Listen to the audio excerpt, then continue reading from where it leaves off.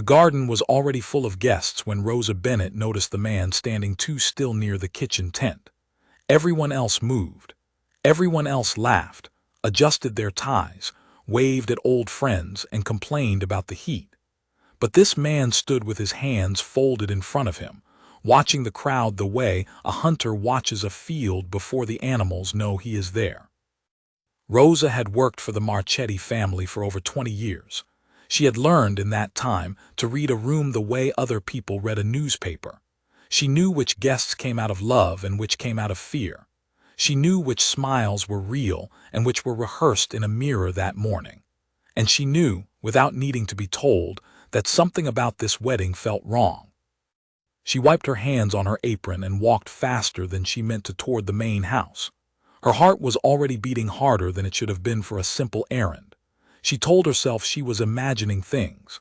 She told herself that after so many years in this house, she had started seeing shadows where there were none. But her feet did not slow down and her eyes kept moving from face to face, counting the strangers. There were 4 of them, 4 men dressed as catering staff, carrying trays they never seemed to actually serve from. Their jackets were too big in the shoulders, the kind of looseness that came from hiding something underneath rather than from a poor tailor. Rosa had seen men like this before, years ago, when the world Vittorio Marchetti lived in was younger and hungrier and far more dangerous. She had hoped never to see them again. She found Vittorio near the West Terrace, straightening his jacket in front of a tall mirror that had been carried outside for the occasion. He looked proud. He looked at peace. It was the happiest she had seen him in years, and it broke her heart a little to be the one to disturb it. "Mr. Marchetti," she said quietly, stepping close enough that only he could hear her, "I need a moment of your time." He turned, smiling the easy smile of a father on his daughter's wedding day. "Rosa, is something wrong with the kitchen? Tell me the fish did not arrive late again." "It is not the kitchen," she said. "It is the staff, 4 of the servers, sir. I do not recognize them. I have worked every event in this house for 20 years, and I know every caterer this family has ever hired. These men are not from any of them." Vittorio's smile faltered for only a second before returning, softer now, patient, the way a man speaks to someone he loves but does not quite believe. "New agency," he said. "Isabella wanted everything different for her wedding. New flowers, new music, new caterers. She wanted her own day, not a copy of every party I have thrown for 30 years. It is a good thing, Rosa. It means she is becoming her own woman." "Sir, please," Rosa said, her voice lower now, more urgent. "I watched one of them for 10 minutes. He never served a single tray. He only watched. His eyes move like a soldier's, not a waiter's, and his jacket does not fit the way a uniform should fit. There is something underneath it." For a moment, something flickered behind Vittorio's eyes. A memory, perhaps, of a younger version of himself who would never have ignored such a warning. But that man had grown older and safer and more certain of his own strength. He had built walls around this family that had held for decades. He had men stationed at every gate, cameras in every corner, and a reputation fierce enough that no one in his world would dare cross him on a day as sacred as this. "Rosa," he said gently, placing a hand on her shoulder, "you have protected this family for 20 years, and I love you for it. But today, let an old man enjoy his daughter's happiness without turning every stranger into a threat. My security has checked every person on that list twice. Nothing gets past my men. Nothing ever has." Rosa wanted to argue. She wanted to grab his arm and pull him away from the terrace, away from the garden, away from the 4 men with their unused trays and their watching eyes. But he was already turning back toward the mirror, already smoothing his tie, already lost in the joy of the day. She had said what she came to say. There was nothing left to do but hope that, for once, her instincts were wrong. She walked back toward the kitchen slowly, her mind racing through every possibility. She thought about calling the local police, but what would she tell them? That some waiters looked nervous, that their jackets fit strangely. She had no proof, only the same feeling in her stomach that had never once failed her in 20 years of service. She decided she would keep watching. If she could not stop what was coming, at least she could be ready to protect the people she loved when it arrived. The garden itself looked like something out of a painting. White roses climbed over wooden arches, their petals trembling gently in the afternoon breeze. Round tables covered in ivory cloth stretched across the lawn, each one topped with candles that would not be lit until evening. String lights hung between the trees, waiting for darkness to make them glow. It was, without question, the most beautiful event the Marchetti estate had ever hosted, and everyone who arrived seemed to sense it. Laughter rose in waves from every corner of the property. Champagne glasses clinked. Children in small formal outfits chased each other between the tables, their parents calling out half-hearted warnings that no one intended to enforce. Isabella Marchetti stood in a private room on the second floor of the main house, staring at her reflection in a full-length mirror. Her wedding dress was ivory silk, simple and elegant, the kind of dress that did not need decoration to look extraordinary. Her mother had passed away when she was young, and so it had been her aunt, Carla, who helped her into the gown that morning, fastening the delicate buttons along the back with careful, practiced fingers. "You look like her," Carla said softly, standing behind Isabella in the mirror. "Your mother, she would be so proud of you today." Isabella smiled, though her eyes shone with unshed tears. "I wish she could see this. I wish she could see him." "Matteo is a good man," Carla said. "Anyone can see that. He looks at you like you are the only person in the world." Isabella turned to look at her aunt directly. "Do you think my father approves, truly approves, not just because Matteo's family is useful to him?" Carla hesitated only a moment before answering. "Your father would move mountains for you, Isabella. Whatever else he is, whatever world he lives in, he loves you more than anything else on this earth. That love is real. Hold on to that today and let everything else fall away." Isabella nodded, wiping carefully beneath her eyes so as not to smear her makeup. She thought of Matteo waiting for her downstairs, his nervous smile, the way his hands always seemed to find hers even in a crowded room. She thought of the life they had planned together, far from the shadows that clung to her father's world. A fresh start, a new name built on love instead of fear. She did not know, standing there in her mother's reflection, that 4 strangers were already moving quietly through the garden below, waiting for the right moment to reveal exactly why they had come. Downstairs, Matteo Bianchi stood near the altar that had been built beneath the largest oak tree on the property, adjusting his cufflinks for what felt like the 100th time. His best man, a childhood friend named Daniel Ford, clapped him on the shoulder and laughed. "You look like you are about to face a firing squad, not marry the woman you love," Daniel said. "I have never been more nervous in my life," Matteo admitted, managing a shaky smile. "Marrying into this family is not exactly a small thing, Daniel. I know what people say about the Marchettis. I know what her father has done to build everything he has." "You are not marrying her father," Daniel said firmly. "You are marrying her. Focus on that and everything else will take care of itself." Matteo nodded, taking a slow breath as he looked out over the garden. Guests continued arriving, filling every remaining seat, their conversations blending into a warm, steady hum beneath the afternoon sun. He recognized many of the faces from business dinners and family gatherings over the past 2 years, faces belonging to people whose names carried weight in rooms far beyond this garden. He also noticed a few unfamiliar faces scattered among the serving staff, but he thought nothing of it. New wedding, new vendors. It seemed reasonable enough.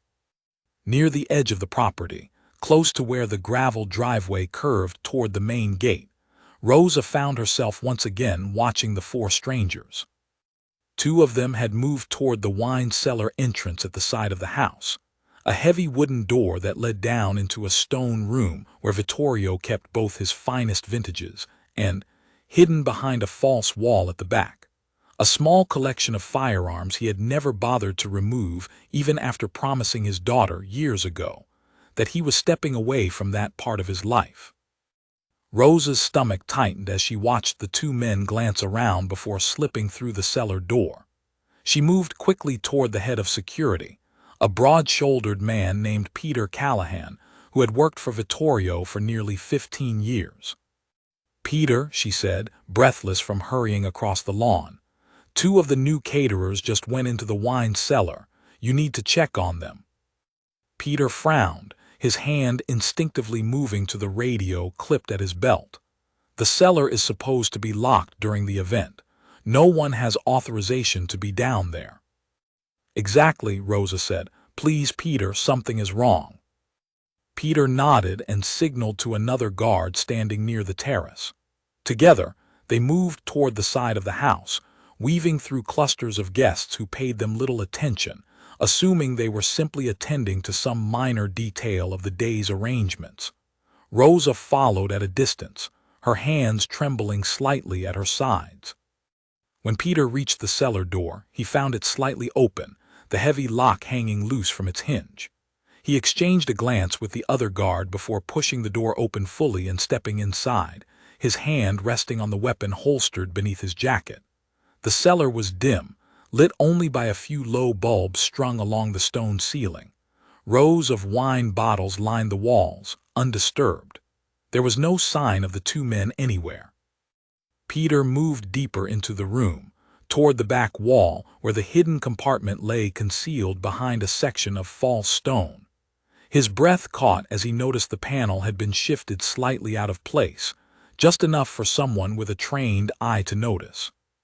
He pushed it aside and stared into the empty space, where a small collection of firearms should have been stored. The compartment was empty. Peter's blood ran cold. He turned quickly, radioing back to the guards stationed near the garden, but before he could finish relaying his warning, the radio crackled with static and went silent. Someone, somewhere on the property, had cut the signal. Rosa, standing just outside the cellar door, felt the world tilt slightly beneath her feet. She had been right. Every instinct she carried, every warning she had tried to give, had been correct, and now there was no time left to prepare. She turned and ran toward the garden, her mind racing through every possible way to warn the people she loved before it was too late.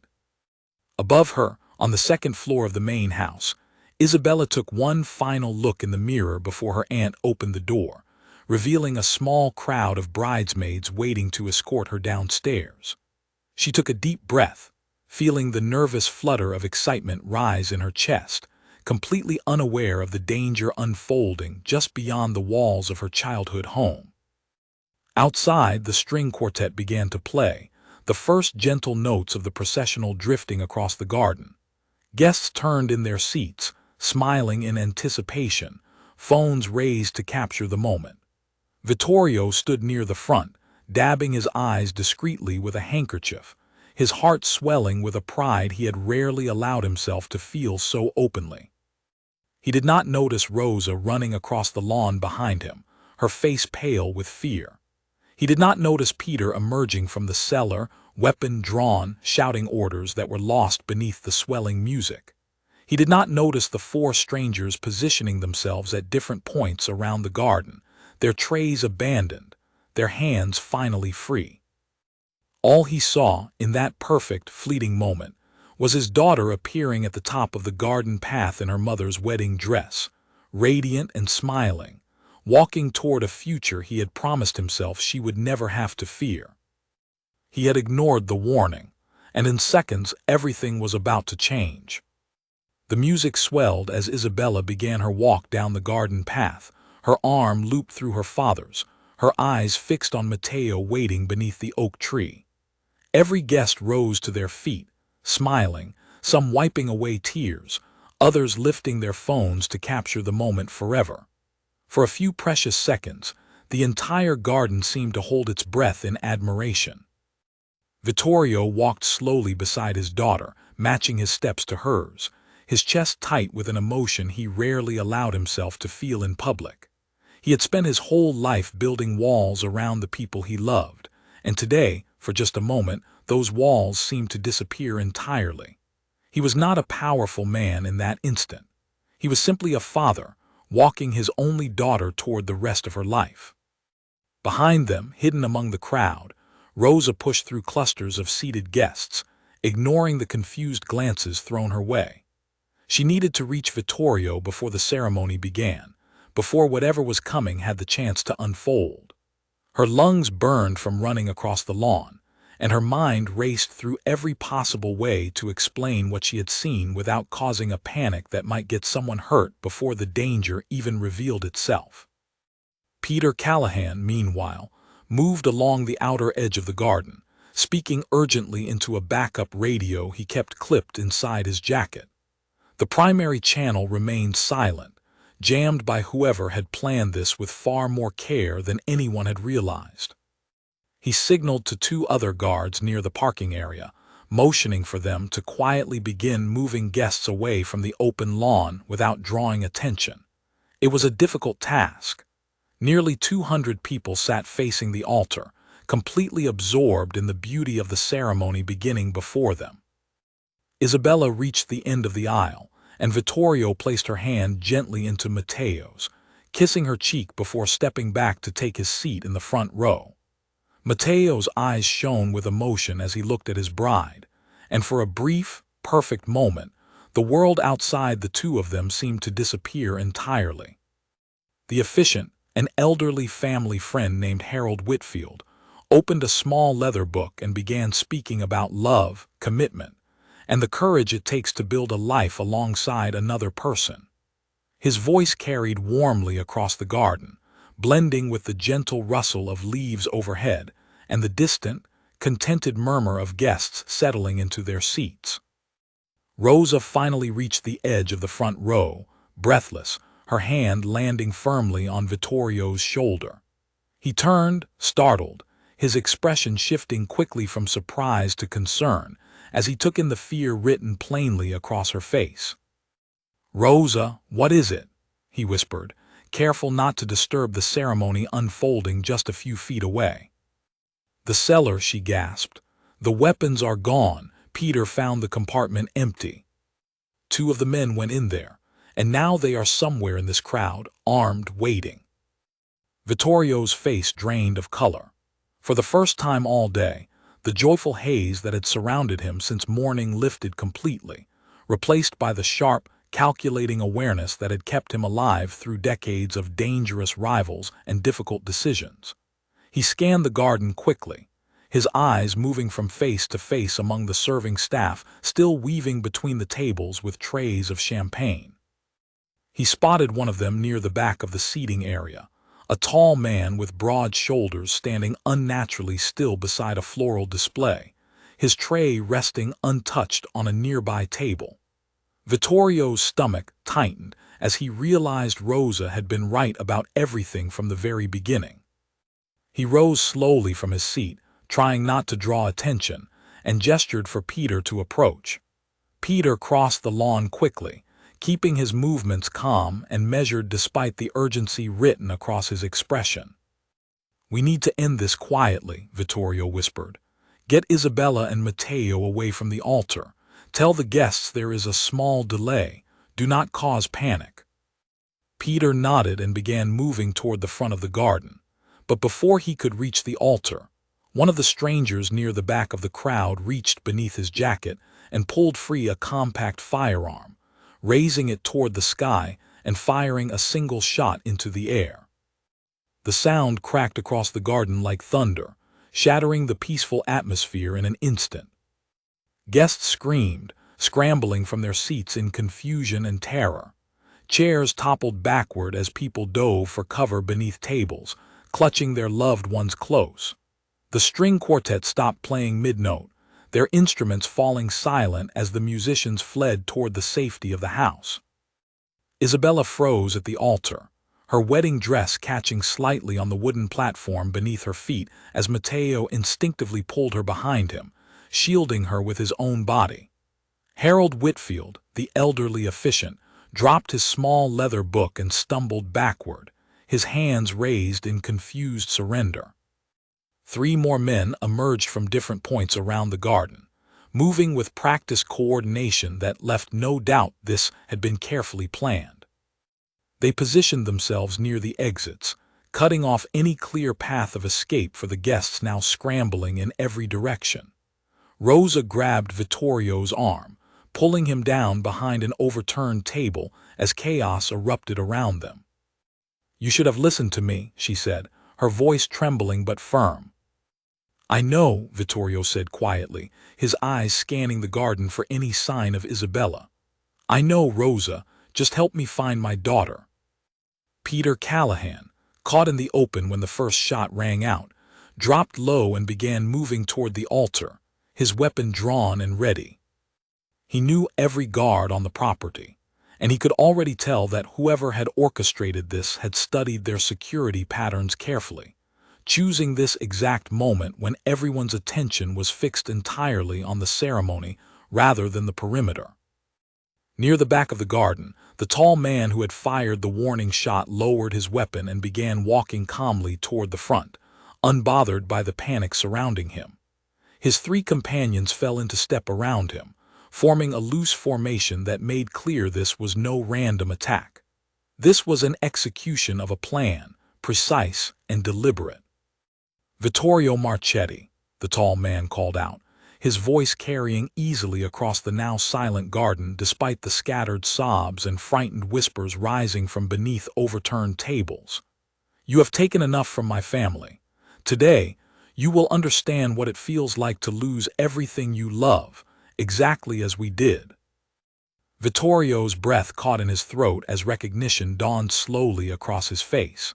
He knew that voice, even after so many years. He knew the particular coldness behind it, the kind that only comes from carrying a grudge patiently, waiting for the perfect moment to finally settle an old score. "Nathaniel Cole," he whispered, more to himself than to Rosa crouched beside him. "I should have known you would come back eventually." Rosa looked at him, confusion mixing with her fear.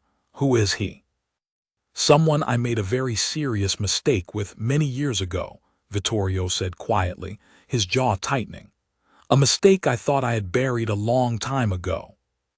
Across the garden, Matteo continued shielding Isabella behind the wooden altar, his mind racing for any possible way to get her to safety. He glanced toward the main house, calculating the distance across the open lawn, knowing that any sudden movement now might draw immediate and dangerous attention. "Isabella," he whispered urgently, "when I say run, you run toward the house. Do not look back, do not stop for anything." "I am not leaving you," she whispered back, her voice shaking but determined. "You have to," he said. "Please trust me." Nathaniel Cole continued walking slowly down the center aisle, where Isabella had walked only minutes earlier in celebration. His 3 men fanned out further, ensuring no guest could slip away unnoticed toward the gates or the surrounding tree line. Guards stationed near the property's edges began converging carefully, though Peter's jammed radio meant coordination remained difficult and dangerously slow. Vittorio rose slightly from behind the overturned table, his eyes locking with Nathaniel's across the wreckage of what had, only moments earlier, been the most beautiful day of his daughter's life. Whatever peace he had built for himself over the years was gone now, replaced entirely by the cold, familiar instincts of a man who had survived far worse than this before, though he prayed silently that his daughter would never have to learn exactly how. "Let the guests go," Vittorio called out, stepping fully into view despite Rosa's frantic attempt to pull him back down. "This is between us, Nathaniel. It always has been. Leave everyone else out of it." Nathaniel smiled coldly, stopping in the center of the aisle, his men holding their positions around the perimeter. "That is exactly what I intend to do, Vittorio. Everyone else will be allowed to leave, eventually.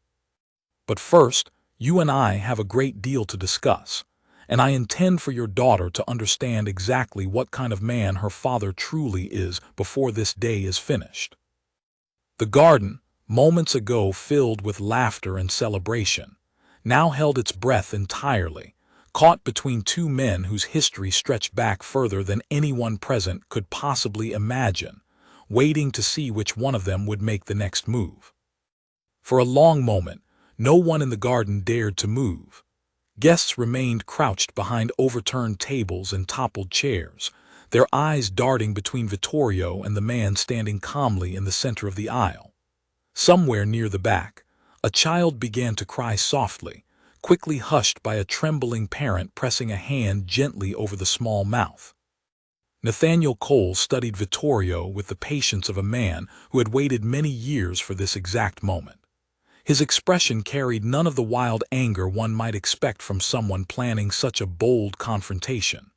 Instead, there was a quiet, terrible calm about him, the calm of someone who had already accepted whatever outcome the day might bring.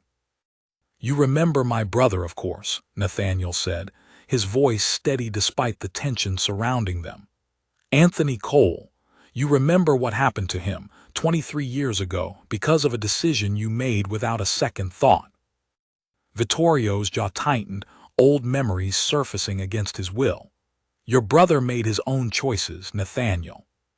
I did not force his hand."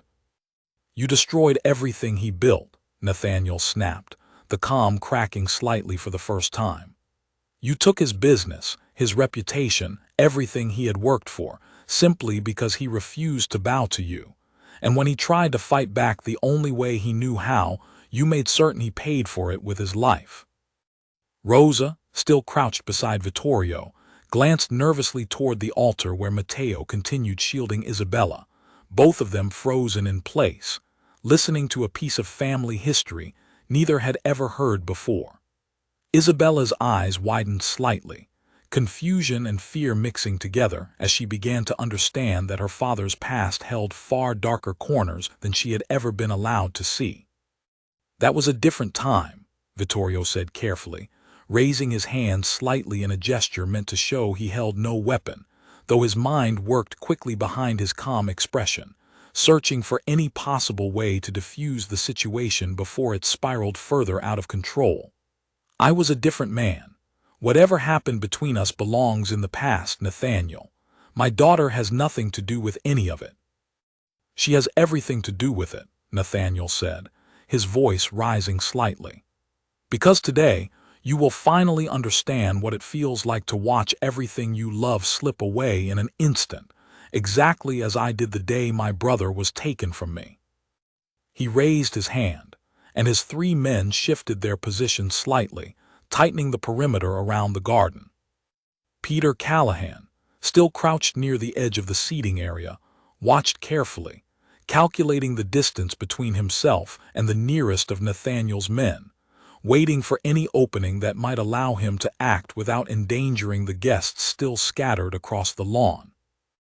Isabella, unable to remain silent any longer, stepped out from behind Matteo despite his attempt to hold her back. "Please," she said, her voice trembling but clear enough to carry across the quiet garden. "Whatever happened between you and my father, I had nothing to do with it. None of these people did. Let them go. If you want to settle something with him, then settle it, but let everyone else leave safely first." Nathaniel turned his attention toward her, studying her closely for a long moment. Something in his expression shifted slightly, a flicker of hesitation crossing his features before hardening once again into resolve. "You sound just like your father," he said quietly.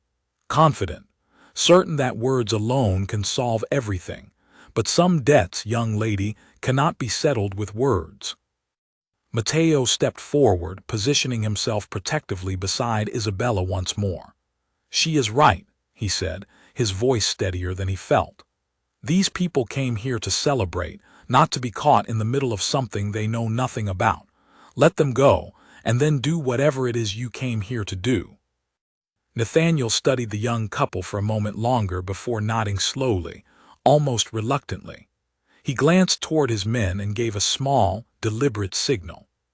Two of them stepped back from the perimeter, allowing a narrow path to open near the side gate leading toward the parking area. "You have 5 minutes," Nathaniel announced, his voice carrying across the garden once more. Anyone who wishes to leave may do so now, quietly, without drawing further attention, but Vittorio Marchetti remains here, as does his daughter. A tense murmur rippled through the crowd as guests began cautiously rising from their hiding places, uncertain whether to trust the offer being extended. Slowly, hesitantly, small groups began making their way toward the open gate, parents pulling children close, elderly guests supported carefully by younger relatives as they hurried across the lawn. Rosa remained crouched beside Vittorio, refusing to leave despite his urging. "Go, Rosa," he whispered. "There is nothing more you can do here." "I have spent 20 years protecting this family," she whispered back fiercely. "I am not leaving now when it matters most." As guests continued filing quietly toward the exit, Peter Callahan used the growing chaos as cover, slipping carefully along the tree line toward the far side of the garden, where he had noticed one of Nathaniel's men, positioned slightly apart from the others, watching the departing crowd with less attention than his companions. Peter's years of experience told him this was likely the weakest link in the perimeter, the one place where a careful, quiet approach might succeed.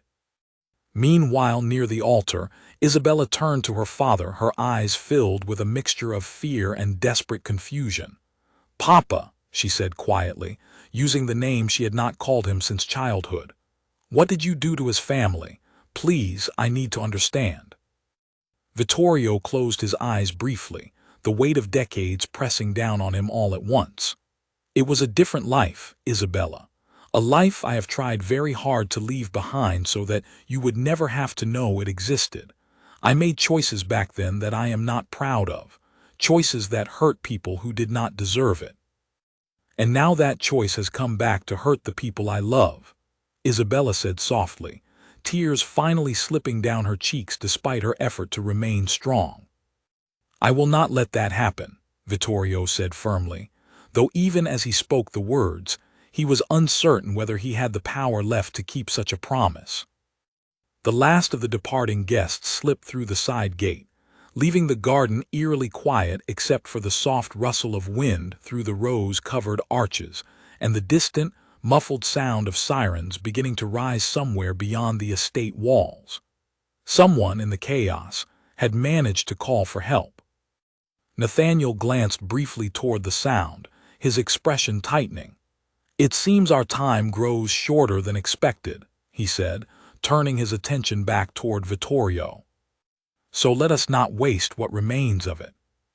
He reached slowly into his jacket, and for a moment the garden seemed to hold its breath entirely, waiting to see what would happen next between two men whose history had finally, inevitably, come full circle on what should have been the happiest day of a young woman's life. Peter Callahan moved low along the tree line, his eyes fixed on the lone guard standing near the far corner of the garden. The man's attention remained split between the departing crowd and the tense exchange still unfolding near the altar, giving Peter the narrow opening he needed. He closed the distance quickly and quietly, years of training guiding every careful step across the soft grass. Within seconds, Peter had closed the gap entirely, moving with practiced precision to disarm the distracted guard before he had any real chance to react. The confrontation was brief and controlled, ending with the man restrained and his weapon secured. Peter allowed himself only a single breath of relief before turning his attention back toward the center of the garden, where Nathaniel Cole still stood facing Vittorio across the ruined remains of the wedding ceremony. The distant sirens grew slightly louder, and Nathaniel's expression darkened with growing urgency. He glanced toward his remaining two men, silently signaling for them to tighten their positions near Vittorio and Isabella. Whatever plan he had carefully constructed over the years was clearly beginning to unravel faster than he had anticipated. "It seems your maid's warning reached the right ears after all," Nathaniel said, his voice tight with frustration as he studied Vittorio. "Someone called for help sooner than I expected." "You should have known better than to think you could walk onto my property unnoticed," Vittorio replied, though his own voice carried less certainty than the words suggested. He was acutely aware of how close Nathaniel and his men stood to both Isabella and Matteo, and every calculation running through his mind centered entirely on keeping his daughter safe rather than on his own survival. Rosa, still crouched nearby, watched the unfolding standoff with her heart pounding painfully in her chest. She thought of all the years she had spent quietly protecting this family, watching over them in ways no one ever fully acknowledged, and she found herself praying now, for the first time in longer than she could remember, that her instincts would not fail them in these final crucial moments. Nathaniel took a slow step toward the altar, his eyes fixed on Isabella. "Perhaps," he said quietly, "the fairest resolution to this entire situation would be for me to take something precious from you, Vittorio, exactly as you once took something precious from me." Matteo immediately stepped fully in front of Isabella, his arms spread protectively despite having no weapon of his own to defend her with. "You will have to go through me first," he said, his voice steady despite the fear evident in his eyes. Vittorio moved quickly, positioning himself between Nathaniel and the young couple, his hands raised in a final desperate attempt at negotiation. "Nathaniel, please, I am the one you want. Take your revenge on me, if that is truly what will bring you peace, but leave my daughter and her husband out of this entirely. They have done nothing to deserve any part of this." For a long, tense moment, Nathaniel studied Vittorio's face carefully, searching for any sign of deception. Something in the older man's expression, perhaps the genuine desperation of a father willing to sacrifice everything for his child, seemed to give him pause. "You would truly trade your own life for hers?" Nathaniel asked quietly. "Without hesitation," Vittorio answered immediately, his voice steady and certain despite everything unfolding around them. Nathaniel lowered his weapon slightly, a strange mixture of emotions crossing his weathered features. "My brother once said something very similar to me, the night before he was taken from us. He said family was the only thing worth protecting, no matter the cost." He paused, his eyes drifting briefly toward the ground before returning to meet Vittorio's gaze once more. "I did not understand him then. I have spent over 20 years trying to understand him since." The sirens grew louder still, now clearly approaching the estate's main gate. Nathaniel's remaining men exchanged uneasy glances, clearly growing anxious about the diminishing time available to them. One of them stepped closer, whispering urgently that they needed to leave immediately if they intended to avoid capture. Nathaniel remained still for a moment longer, caught between decades of carefully nurtured anger and something else entirely, something that looked almost like exhaustion. Finally, he lowered his weapon completely, letting out a long, slow breath. "Perhaps," he said quietly, "revenge was never truly going to bring my brother back, no matter how satisfying it might have felt in this moment." He looked directly at Isabella, his expression softening slightly despite everything that had happened. "I am sorry you were caught in the middle of something that began long before you were even born." Isabella, trembling but resolute, met his gaze steadily. "I am sorry for whatever happened to your brother," she said quietly. "No one should have to lose someone they love, but hurting more people will not undo what already happened. It will only create more pain for someone else to carry." Nathaniel nodded slowly, something in his posture finally releasing the tension he had carried for so many years. He signaled to his remaining men, instructing them to lower their weapons completely. The garden, moments away from complete catastrophe, seemed to exhale collectively as the immediate danger finally began to ease. Security vehicles and flashing lights appeared at the estate's main gate, officers moving quickly and carefully across the property toward the garden where the standoff was finally reaching its conclusion. Peter Callahan emerged from the tree line, guiding the guard he had restrained toward the approaching officers, relief evident across his tired features. Vittorio slowly lowered his own hands, watching Nathaniel carefully as officers began moving cautiously toward the center of the garden. "What happens now?" he asked quietly. "Now," Nathaniel said, setting his weapon carefully on the ground and raising his hands in clear surrender, "I finally answer for the choices I made today, exactly as you should have answered for yours, many years ago." As officers moved to secure the scene, Isabella turned toward her father, tears streaming freely down her face, relief and exhaustion finally overwhelming the adrenaline that had carried her through the previous terrifying moments. Vittorio pulled her into a tight embrace, holding her the way he had when she was a small child, grateful beyond words that she remained safe in his arms. Rosa finally rose from her hiding place, her legs shaking slightly as she made her way toward the small family gathered near the altar. Vittorio caught her eye across the garden, and in that single glance, an unspoken understanding passed silently between them, an acknowledgement of everything she had tried to warn him about and everything it had nearly cost them all. The wedding that had begun with music and roses now ended surrounded by flashing lights and officers moving carefully through the wreckage of overturned tables and scattered flower petals. Yet somehow, against every terrible possibility that had threatened them only moments earlier, the small family remained together, shaken but whole. In the days that followed, the Marchetti estate slowly returned to a strange, uneasy quiet. The white roses that had once climbed so beautifully over the garden arches now hung wilted and forgotten, their petals scattered across a lawn still marked with the faint impressions of overturned chairs and hurried footsteps. Workers arrived to begin repairing the damage, though everyone who walked through the property in those following weeks agreed that something about the atmosphere had changed permanently, no matter how carefully the physical evidence was cleared away. Vittorio spent long hours sitting alone in his study, staring out the window toward the garden where his daughter's wedding had so nearly ended in tragedy.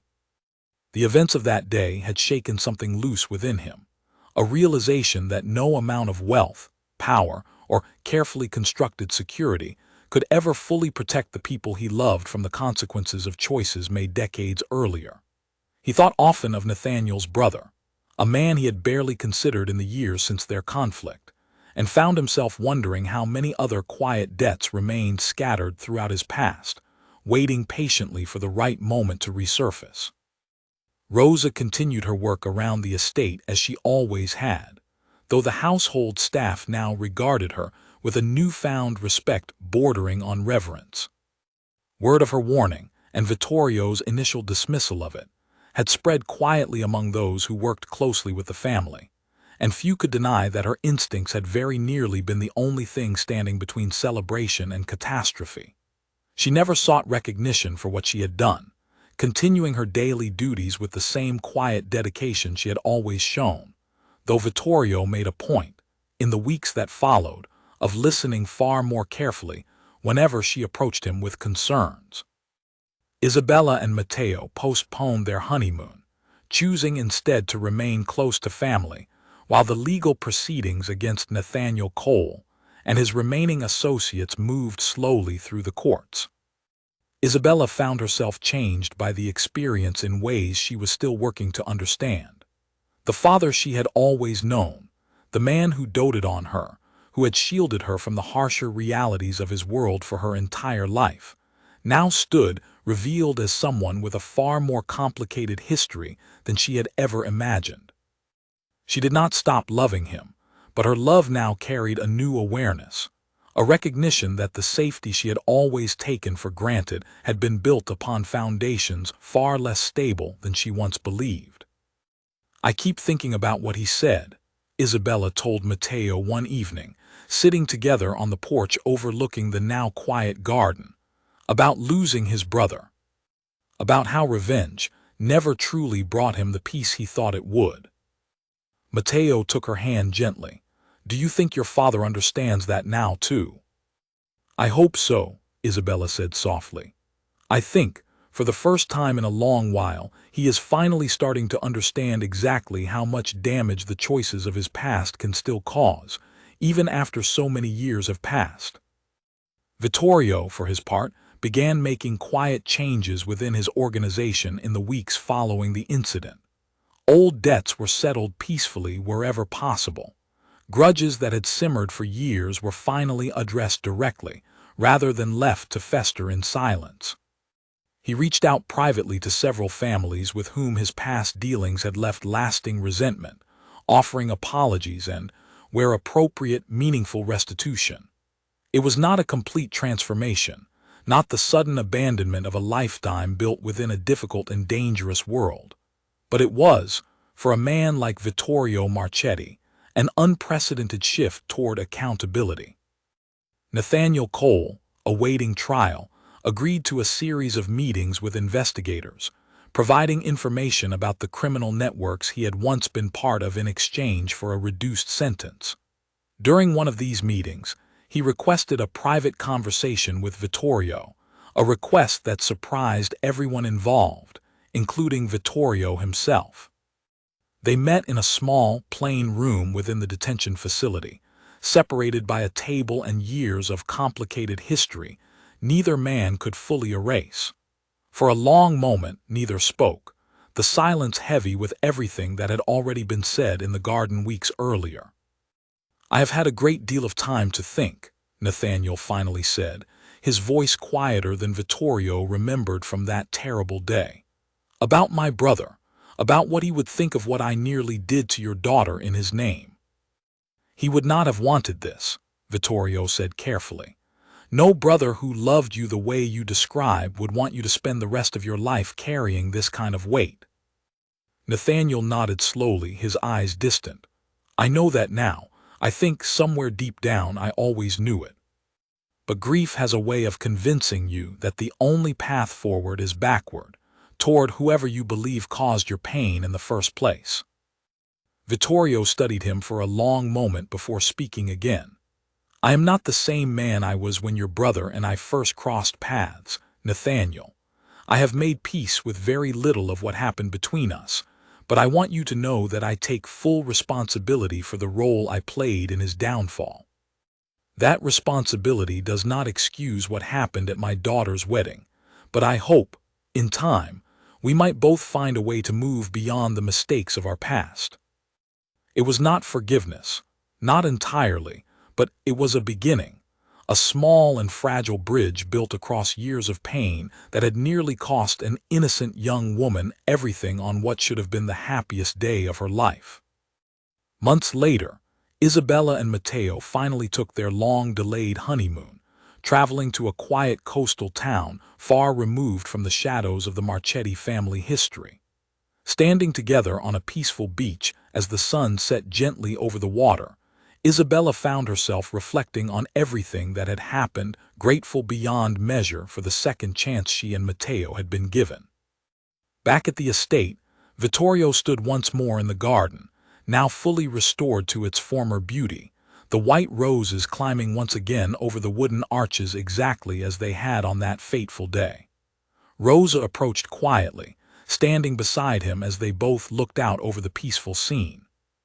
"Thank you," Vittorio said softly, without turning to look at her, "for everything you tried to warn me about, for everything you did that day to help protect this family, even after I refused to listen." Rosa smiled gently. 20 years in this house has taught me many things, Mr. Marchetti. Perhaps the most important lesson has been that even the strongest walls cannot protect us from everything, and sometimes the quietest warnings turn out to be the ones most worth hearing." Vittorio nodded, finally understanding, fully and completely, the truth in her words. The garden around them stood peaceful once more, but neither of them would ever forget how quickly beauty could turn to danger, nor how important it was, from that day forward, to listen carefully to the quiet voices too often dismissed until it was almost too late.